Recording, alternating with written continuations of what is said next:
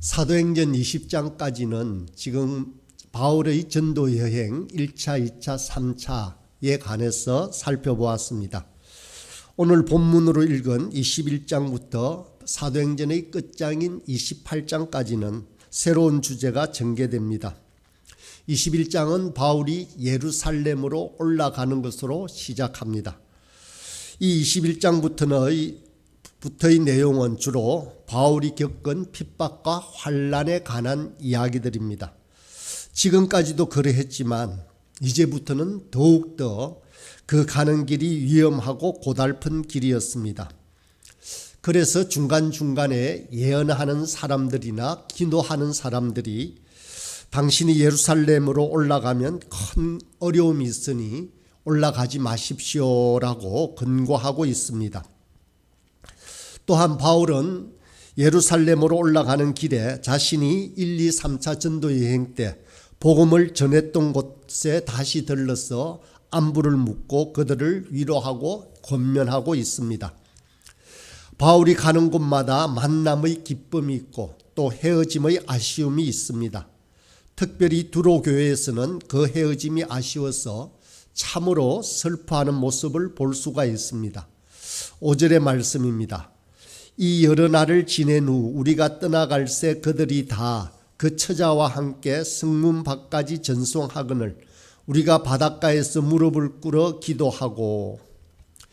우리는 여기서 두로 교회의 사랑을, 두로 교회 성도들의 사랑을 읽어볼 수 있습니다. 그들과의 만남은 일주일간의 짧은 교제였습니다. 두로 교회의 많은 사람들은 바울과 피차 서로 몰랐던 사람들입니다. 그렇지만 헤어질 때의 모습은 밀레도에서 장로들과의 작별과도 같은 모습입니다. 주 안에서 하나 된 혈육보다 더 뜨거운 형제 자매의 사랑이라고 할 수 있습니다. 그래서 본문에 보면 처자들과 함께 성문 밖까지 따라 나가며 바울을 전송했다라고 합니다. 그의 모든 가족들, 아내와 자식들까지 나와서 이별을 아쉬워하는 장면입니다. 지금까지는 바울이 가는 곳마다 성문 밖까지 따라오며 바울에게 돌을 던지고 죽이려고 하는 사람들에게서 핍박을 받았습니다. 그런데 이런 전송에 바울은 감격하였을 것입니다. 정말 이 모습은 바울에게 있어서 잊을 수 없는 향기로운 추억이 되었을 것입니다. 이처럼 주 안에서 하나 된 자들의 만남과 헤어짐은 축복된 만남이며 축복된 헤어짐입니다. 저와 여러분들과의 만남과 헤어짐도 이와 같아야 합니다. 만남이 반갑고 헤어짐이 아쉬워야 하는 것입니다. 서로를 향한 마음이 질투나 시기의 마음이 있어서는 결코 안 됩니다. 형제 자매가 잘 되는 모습을 온 마음으로 기뻐해야 합니다. 다른 성도들의 슬픔이 나의 눈물이 되기도 해야 합니다. 그것이 진정 그리스도 안에서의 사랑의 교제라고 할 수 있습니다. 이제 바울은 두로를 떠나 예루살렘으로 향합니다. 7절부터 9절 말씀을 다시 보겠습니다. 두로를 떠나 항해를 다 마치고 돌레마이에 이르러 형제들에게 안부를 묻고 그들과 함께 하루를 있다가 이튿날 떠나 가이사랴에 이르러 7 집사 중 하나인 전도자 빌립의 집에 들어가서 머무르니라. 그에게 딸 넷이 있으니 처녀로 예언하는 자라. 바울 일행이 이제 두로를 떠나 돌레마이에 거쳐 가이사랴에 이르렀다고 합니다. 바울이 그 가이사랴에 있는 그곳에 누구의 집으로 간다고 되어 있습니까? 바로 초대교회 7 집사 중 하나인 빌립의 집으로 갔습니다. 빌립은 초대교회의 스데반 집사와 함께 구제의 직분을 맡아보던 사람이었습니다. 뿐만 아니라 복음을 전하는 전도자로도 유명합니다. 빌립은 사마리아 땅을 복음화했습니다.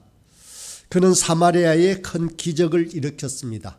그래서 그 사마리아 성에 큰 기쁨이 넘쳤다라고 했습니다.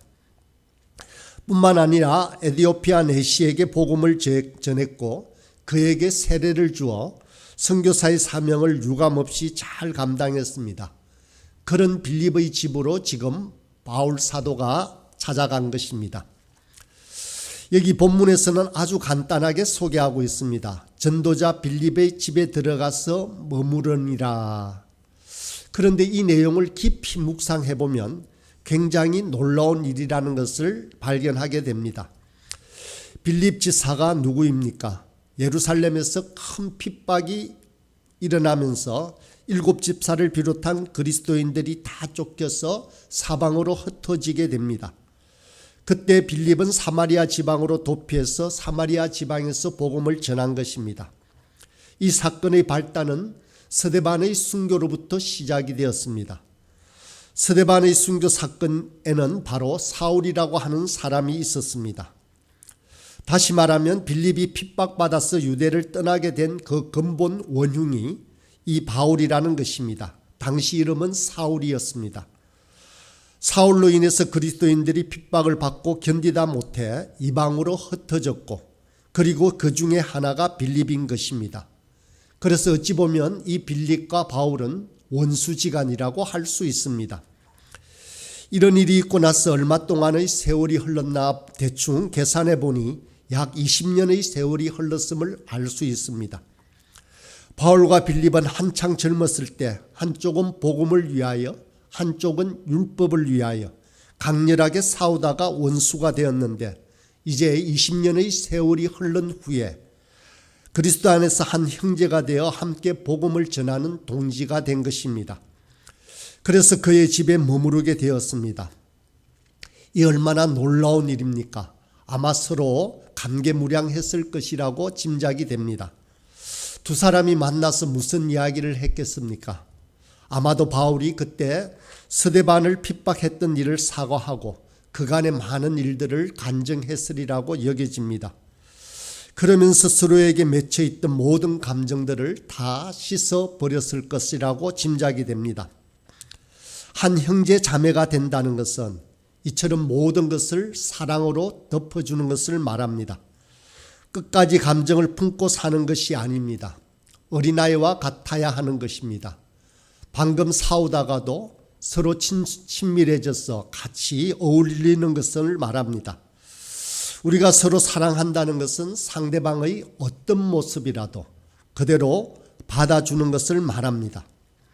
우리 부활소망교회의 식구들은 모든 성도들이 이 같은 사랑과 성도의 교제가 이루어지기를 간절히 기도합니다. 또 빌립에게는 아직 출가하지 않은 딸 넷이 있었는데 다 예언하는 자라고 했습니다. 이들은 다 아버지를 따라 복음에 헌신하는 종들이 되었습니다. 아버지 빌립은 그의 딸들에게 아름다운 신앙의 모범을 보인 것입니다. 믿음의 유산은 그 어떤 것을 물려주는 것보다 귀하고 소중합니다. 우리가 가진 것이 없다고, 자녀에게 줄 것이 없다고 근심하지 않아야 합니다. 우리는 우리 가진 소중한 믿음의 유산을 물려줄 수가 있습니다.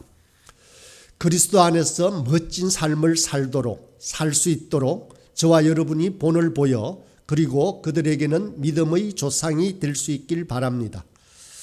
10절의 말씀입니다. 여러 날 머물러 있더니 아가보라 하는 한 선지자가 유대로부터 내려와 바울이 빌립의 집에서 여러 날 머물렀다라고 합니다. 아마 바울은 이 빌립의 집에 머무르는 것이 아주 편하고 마음이 그렇게 흡족했던 것 같습니다. 그런데 하루는 아가보 선지자가 유대로부터 내려왔습니다. 여기 유대라고 하는 것은 예루살렘을 말합니다. 아가보가 예루살렘에서 가이사랴까지 온 것은 바울을 너무도 아끼고 사랑했기 때문입니다. 그는 늘 바울을 위해 기도하고 있다가 바울이 예루살렘으로 올라오면 큰 고난을 받을 것을 알게 되었습니다. 그래서 안타까워서 일부러 먼 거리를 사랑으로 달려온 것입니다. 그래서 아가보는 마치 연극을 하듯 상황을 설명하며 바울에게 예언을 합니다. 11절의 말씀입니다.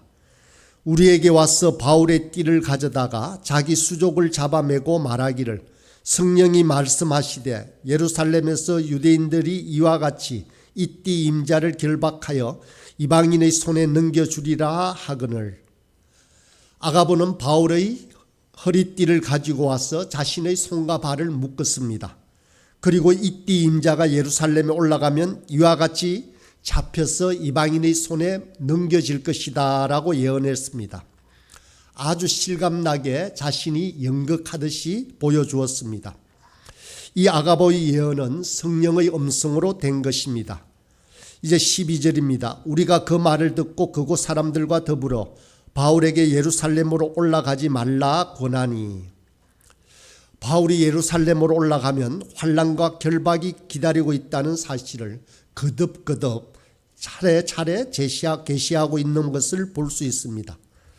왜 성령님께서 그러면 바울이 예루살렘에서 핍박받는 것을 자꾸 사람들에게 반복하여서 이 바울에게 들려주고 있는 것입니까? 그 이유는 바울이 예루살렘으로 올라가지 말라는 것이 아닙니다. 즉 바울을 준비시키기 위해서 성령님께서는 여러 사람들을 통해서 바울에게 거듭거듭 말하고 있습니다. 즉 예루살렘으로 들어가면 너는 환난과 핍박을 겪게 될 것이다. 그런데도 올라가겠느냐라고 묻고 있는 것입니다. 그러자 13절을 보면 준비된 바울의 고백을 볼 수 있습니다.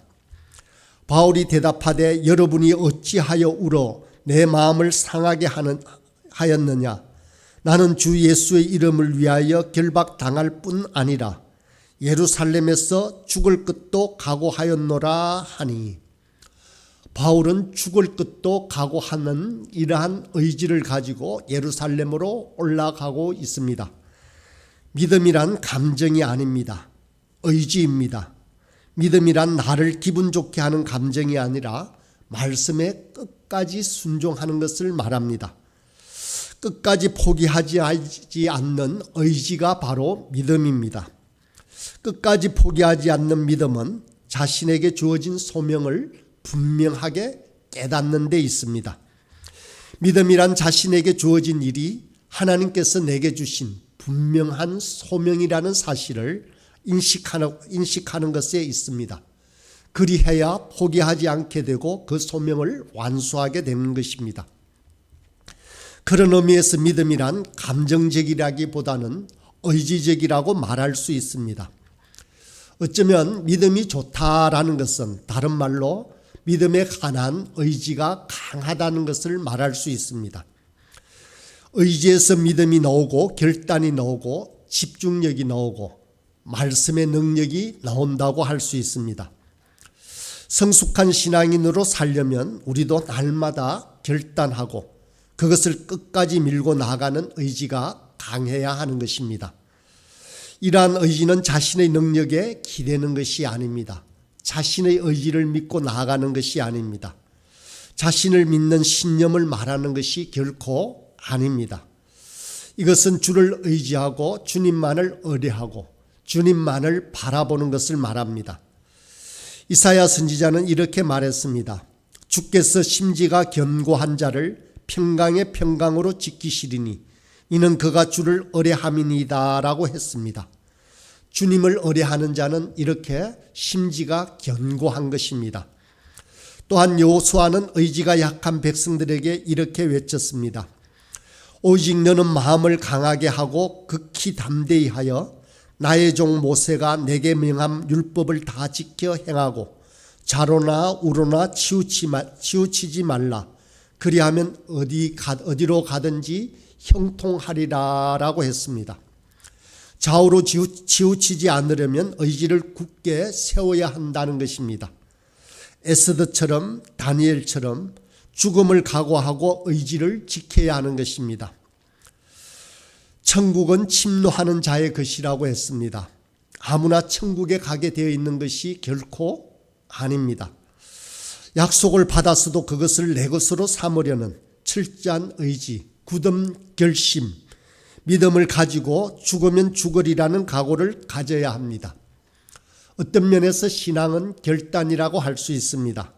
이 결단이 없으면 그 믿음은 방황하게 되는 것입니다. 바울은 언제나 변함이 없었습니다. 그의 마음이 이미 결정되어 있었습니다. 그는 죽기로 결심했습니다. 죽기로 결심한 사람은 무서울 것이 없습니다. 그러나 많은 사람들이 결심을 못해서 흔들립니다. 그것을 우리는 방황이라고 합니다. 14절의 말씀을 보면 그가 권함을 받지 아니하므로 우리가 주의 뜻대로 이루어지이다 하고 그쳤노라. 이 말씀을 생각해 보십시오. 바울을 권면하던 저들 모두는 얼마나 바울을 사랑하고 아끼는 사람들이었겠습니까?